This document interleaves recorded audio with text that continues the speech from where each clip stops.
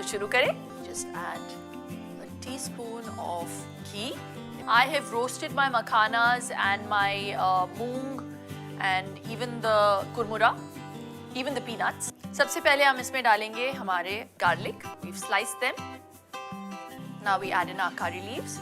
On low flame, we add in 1.5 green chilies, half a cup of peanuts, then your cashews. Now you add in your raisins. मैंने golden raisins का इस्तेमाल किया है. अगर आप चाहो तो आप black raisins भी use कर सकते हैं. Just a tip का.